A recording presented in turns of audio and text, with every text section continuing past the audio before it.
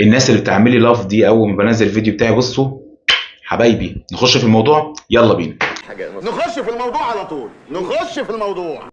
واحد صاحبي بيقول لي شفت حميدو خلاص تو كده جاب اخره معانا ولازم يرحل زي ما هو بيقولوا. قلت له يرحل يرحل يا ابني؟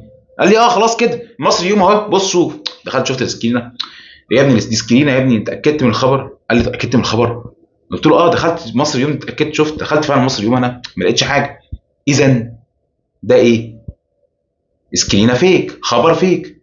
معمول من مين؟ اكيد مش معمول يعني من اهلاويه، اكيد معمول من مين؟ من الزملكاويه. ليه؟ لان هم شايفين ان النادي الاهلي بدا يكون فيه مش استقرار بقى. احنا الحمد لله طول الاهلي طول عمره عنده استقرار، لا ده بدا يكون فيه التزام من اللعيبه، وبدا يكون الاهلي ياخد قرار انه يعين واحد زي محمد رمضان مدير رياضي. فده بقى ايه؟ ده ظبط الدنيا كلها، ده مظبط الدنيا، ده امام حلق، ده امام اللي الناس كلها عماله تقول عامله مشاكل مع قفشه، عمال يعمل استوريهات مع قفشه، قفشه يعمل له ستوري ويقول له حبيبي.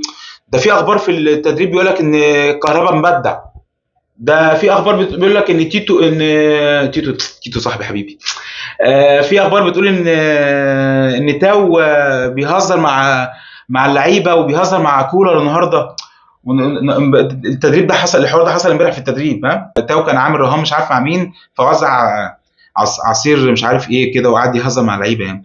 اذا في روح حلوه اهو، اذا ضرر على الزملكاويه الروح دي وفايده لينا. اذا وجود محمد رمضان فايده لينا. اعمل بقى ايه؟ اخبار فيك، امسك امير توفيق والعب في الاخبار، امسك القندوسي وامجد فيه، اقول ان في مشكله ما بين كولر ومحمد رمضان، واقول ان في مشكله ما بين امام وقفشه، واقعد اطلع اي خبر.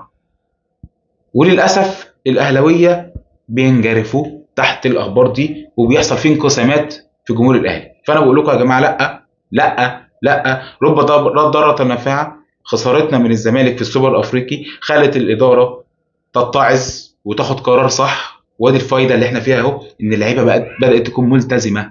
بخلاف ان الاهلي عنده استقرار، ده احنا بقت اللعيبه بقت ملتزمه، ودي عندنا بالدنيا، لان الجيل ده لو التزم حرفيا هيفشخ الدنيا. طيب في مجموعه تانية من الاهلاويه الصيع بقى راح ايه ردوا السكينه دي بسكينه تانية اللي هي دي، تمام كده؟ دول بقى ايه؟ العالم صيع. فانت يا حبيب قلبي اي خبر تشوفه تمام من اي حاجه على النت، حتى لو واحد واقف قدام التلفزيون تمام، ما تصدقوش الا من لما يكون الخبر طالع من القنوات الرسميه او البلاتفورمز الرسميه من النادي الاهلي، من القناه، من الصفحه. غير كده تسكت، ما تعلقش، ما تنجرفش، ما تتعصبش، ما تشتمش لعيبتك، لا خليك.